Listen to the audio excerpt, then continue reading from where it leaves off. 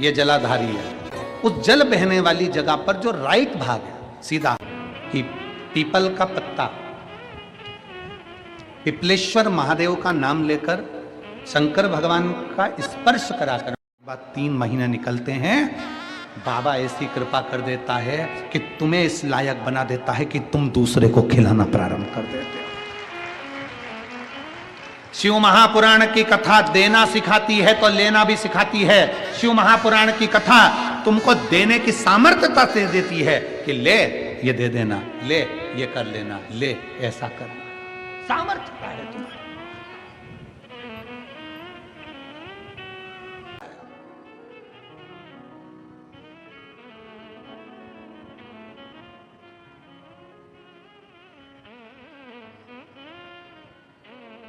कल एक कृष्णेश्वर में एक भाई कह रहा था, गुरुजी तुमने छत्तीसगढ़ में बहुत कथा करी और फिर छत्तीसगढ़ में कथा कर करके फिर तुमने राजस्थान बहुत कथा करी, फिर तुमने मध्य प्रदेश बहुत कथा करी, फिर तुमने हरियाणा बहुत कथा करी, फिर तुमने महाराष्ट्र बहुत कथा करी और अब उत्तर प्रदेश जाने लगे। अब ये जितनी जगह करी उतनी जगह असर भी दिखा है कथा का। जितनी जगह शिव तत्व की ओर जागृत हुई है, शंकर को अपना बनाने का प्रयास करिए, शिव तत्व को अपना बनाने का प्रयास करिए, शंकर को जोड़ने का प्रयास करिए, शिव तत्व को जानने का प्रयास। 3 से आस मत रखिए। गणेश जी महाराज चाहते तो भांडासुर को वर दे देते, गणेश जी महाराज चाहते तो भांडासुर को वर प्रदान कर देते, पर गणेश जी ने कहा मेरी सामर्थ्यता नहीं कि मैं वर दे दूं, मेरी सामर्थ्यता नहीं। संतोषी माता का व्रत करोगे, सोमवार तुम आप मंगलवार का व्रत करोगे, तुम रविवार का व्रत करोगे, तुम तीज का व्रत करोगे, चतुर्थी का व्रत करोगे, छठ का व्रत करोगे, पंचमी का व्रत करोगे, कोई भी व्रत कर लो, व्रत तुम कर लो, पर तुम्हें देने की सामर्थ्यता केवल शंकर में है। कोई का भी व्रत करो पर व्रत का फल तो शिव ही देते हैं, कोई दूसरा नहीं दे सकता, शंकर ही देंगे।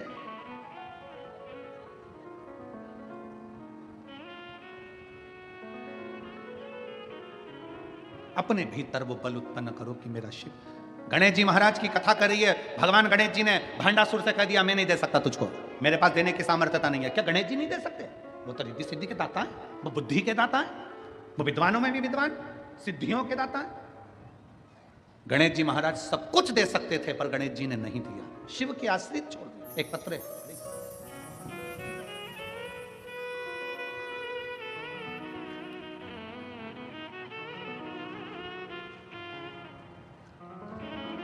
मेरा नाम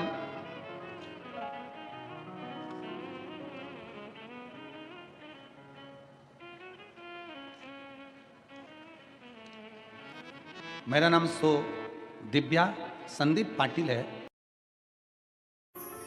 जाओ 1-2 दिन वहां रुको, बाबा के धाम पर दरी बिछाओ, सो कंकर शंकर की पूजन करो, थोड़ा सेवा झाड़ू, भोजनशाला में भोजन परोसना बनवाना सब करो, सेवा में करो से शिव के आश्रित होकर शंकर। गणेश जी क्या देने की सामर्थ्यता नहीं रखते? गणेश जी दे सकते थे पर अपने पिता को गणेश जी ने कहा मैं नहीं दे सकता कुछ भी। अपने घर के बुजुर्गों को आगे करिए, अपने घर के बड़ों को आगे करिए, अपने घर के आदरणीयों को आगे करिए, सत्कार करिए उनका।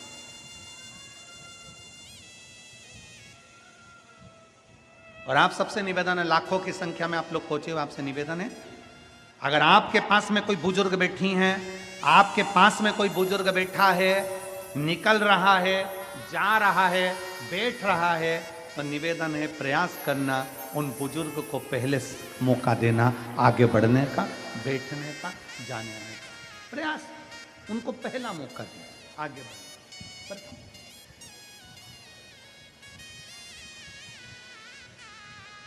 तुम शिव की आराधना करते हो भंड, तो ये पक्का है कि मेरा शंकर कभी खाली नहीं रख सकता। करो शिव की आराधना, करो शंकर का गुणगान, करो शिव की स्तुति। भंड ने पूछा, भंडसुर पूछे मैं शंकर की आराधना कैसे करूं, मैं शिव को प्राप्त कैसे करूं, मैं शंकर का गुणगान कैसे करूं, मैं शिव को कैसे भजूं, मैं शंकर की आराधना कैसे करूं? तो भगवान श्री गणेश जी महाराज ने कहा एक काम कर, शंकर भगवान को रिझाने के लिए एक बेलपत्र और एक दुर्वा। थोड़ा ध्यान देना, आप थोड़ा ध्यान दीजिएगा कथा में कि मान लो कोई व्यक्ति को बहुत दमे की बीमारी हो जाती है, श्वास की बीमारी हो जाती है, चलते चलते हाँफ भरा जाती है। थोड़ा ही चला, थोड़ा काम किया और हाँफड़ी भरा गई, एकदम जम जम के हाँफने लगता है। हाँफड़ी भरा, हाँफ प्रयास करना।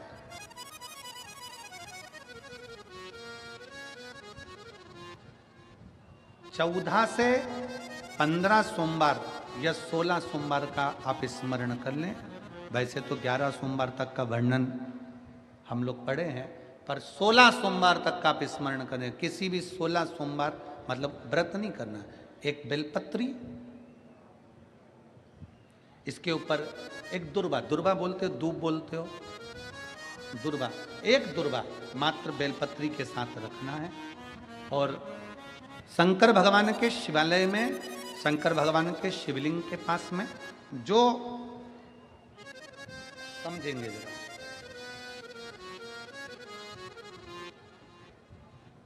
जैसे ये शिवलिंग है, ये जलाधारी है, ये चरण, राइट में गणेश, लेफ्ट में कार्तिकेय, बीच में जम के बोलो अशोक सुंदरी।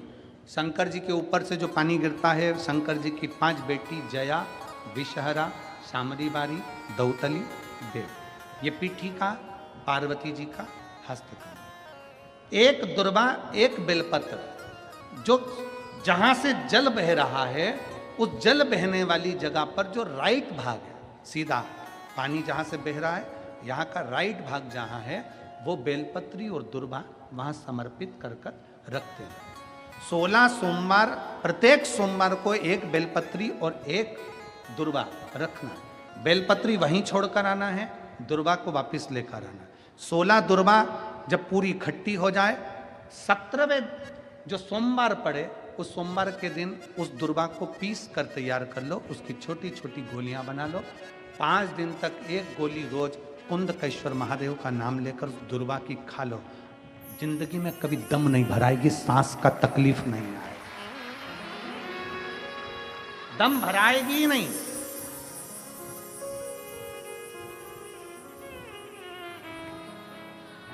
पर कई लोग ऐसे हैं जिन्होंने दम लगा लगा के दम निकाल दी।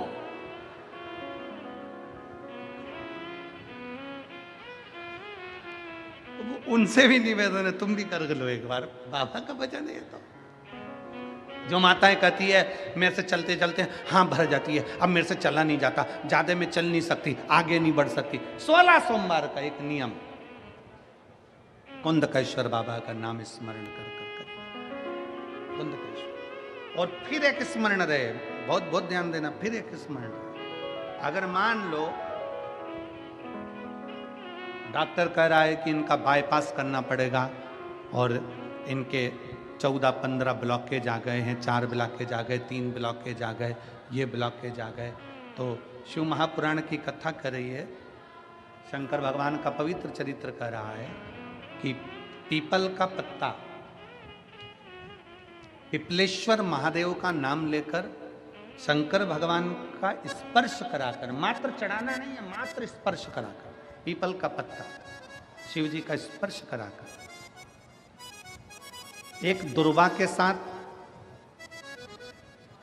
एक दुर्वा के साथ अगर वो पीपल का पत्ता शिव जी का स्पर्श कराकर हाटकेश्वर महादेव के नाम से हफ्ते में एक बार चबा चबा कर खाकर पानी पी लिया जाए, तो ना तो बाईपास की जरूरत पड़ती है और ना छल्ला डलवाने की जरूरत पड़ती है, हार्ट काम करना प्रारंभ करता है। शिव का स्मरण कर कर, पीपल का पत्ता, शिव की भक्ति, हाटकेश्वर महादेव का स्मरण करिए, हाटकेश्वर महादेव का नाम जाप करिए, हाटकेश्वर महादेव की भक्ति करिए, हाटकेश्वर महादेव का स्मरण करिए। पर शिव कथा कहती है, शंकर की कथा कहती है, डॉक्टर शिव का एक रूप है। ये सब प्रयोग करने से पहले शंकर भगवान की कथा कहती है कि शंकर रूपी शिव की इलाज पूरा चलते रहना चाहिए। ऐसा नहीं कि डॉक्टर का इलाज बंद कर दो, डॉक्टर को दिखाते रहो, जांच बोले जांच कराते रहो, दवाइयाँ खाते रहो।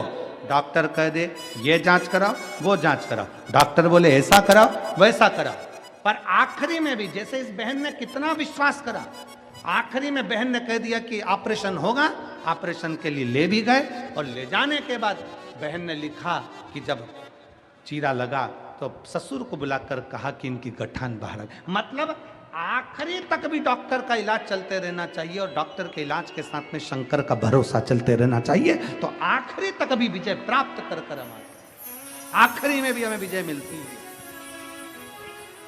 विजय क्यों ना मिले? एक पत्र है, देखिए।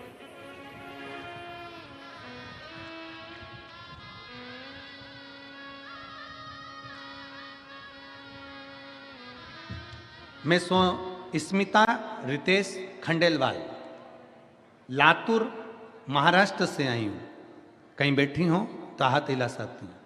मैं स्मिता रितेश खंडेलवाल लातूर महाराष्ट्र से हूँ। महाराज जी चरणों को नमन कर बाबा को धन्यवाद देने के लिए आई हूँ। गुरुदेव, हमारी फाइल हो सकता है मोटी थी, इसलिए कटने में समय लगा। मेरी बेटी ने 3 बार नीट की पढ़ाई की पर उसका नंबर नहीं लगा। मैंने बेटी, आप लोग एलईडी पर पत्र को पढ़ सकते हैं।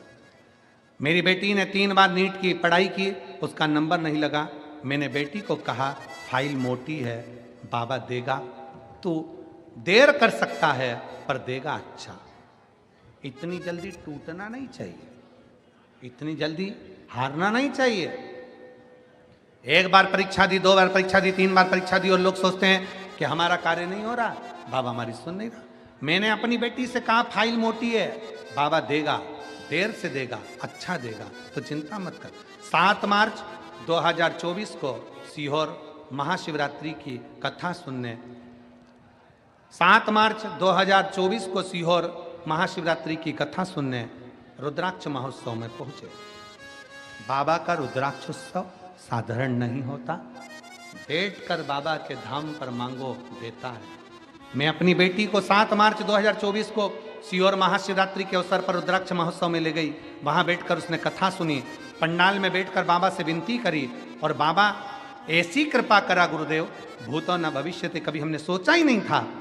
मेरी बेटी आज नीट के एग्जाम में पास भी होकर अमेरिका में बाबा की कृपा से बाबा ने उसका सिलेक्शन कर दिया और अच्छी पढ़ाई के साथ में अच्छी जॉब भी बाबा ने लगवा दी। मैं शिव को प्रणाम करने के लिए। एक पत्र और है, बड़ा सुंदर, वो भी अच्छा पत्र। अगर बैठी हो खंडेलवाल, स्मिता रितेश खंडेलवाल। श्री शिवाय नमस्तुभ्यम। स्वागत है आप सभी का मेरे चैनल कुबरेश्वर धाम सीहोर में।